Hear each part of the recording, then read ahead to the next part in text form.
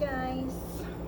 Ayan nga, welcome to my vlog. Ayusin natin ang camera, wala na tong edit. At dahil nga maglilinis tayo dito sa aking hacienda, Charis. Maglilinis tayo dahil sobrang init.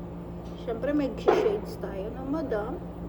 Takpan natin ang ating mukha kasi sobrang init ngayon dito. Ito yun nga, magwawalis ako. Sobrang tirik na tirik yung araw kasi natin to na maglinis. Pero siyempre pag init, tas no choice tayo kundi gawin. Ayan, sobrang init ngayon guys dito sa Saudi. Pero inutos ni Amo na magwalis tayo dito, pero masusunog tayo pag wala tayong takip.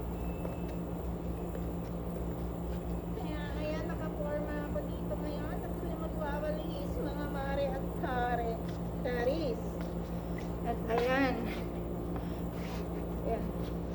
Linisin natin. 2 PM ngayon dito at sobrang init talaga. Kailangan natin magtakip. At no choice naman tayo. Pag sa gabi naman, di natin kaya gawin to dahil walang ilaw. At ayan. Diyan na lang po muna.